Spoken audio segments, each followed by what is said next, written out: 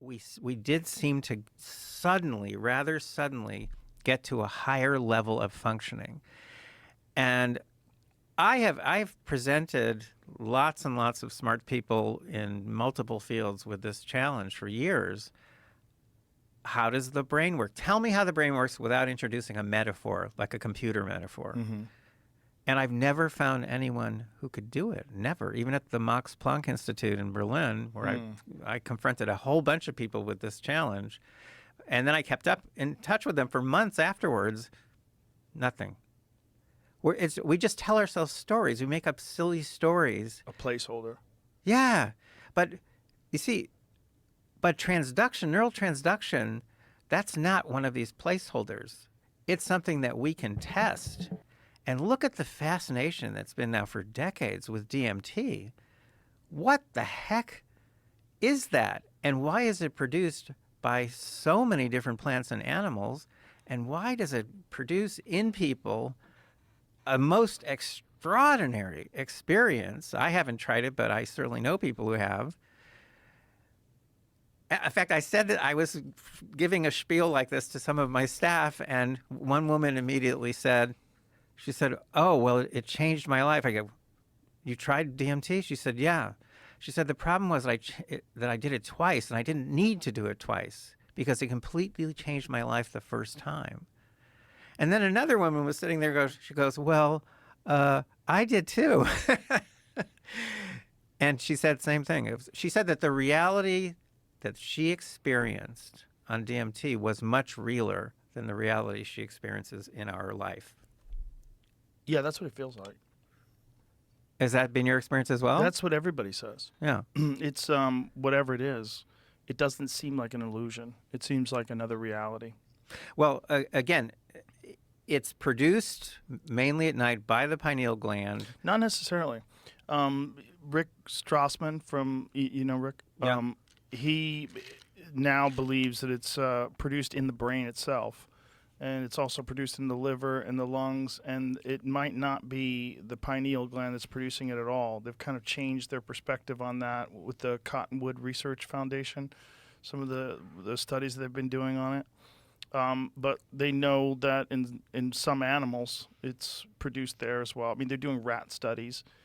But it's whatever it is, it's produced by the liver, the lungs. It's like it's endogenous. It's the most potent psychedelic known to man, and the human body makes it, and it's illegal. And that's what Terence McKenna had the greatest line about that. He said, "Everybody's holding," I know, which is funny because like you have a Schedule I substance that's made by the human body. It's literally like making saliva illegal. It's the stupidest thing ever. But think about this. We don't know what it does. We don't know what it's for. Right. But it's out there all over the place. Right. And people do have these very unique experiences on it. And people over and over again say that reality is more real than this reality. Well, it's also very similar in its compound to psilocybin, especially when it's processed by the body. And that's one of the more interesting theories about how humans became human was McKenna's stoned ape theory. He thinks that human beings, when there was climate change in the savannas, as the rainforests receded into grasslands, we started experimenting with different food sources and flipping over cow patties because there's more ungulate animals in these fields, and that we started eating mushrooms that were growing on the cow patties, and mushrooms increase visual acuity, make people more amorous, they start having more sex, they make them better hunters because the visual acuity induces glossolalia, creates language, all these things, associating sounds with objects, that all these things blossom. And then there's the doubling of the human brain size, which coincides in a timeline with that. Dennis McKenna does the best job of explaining it.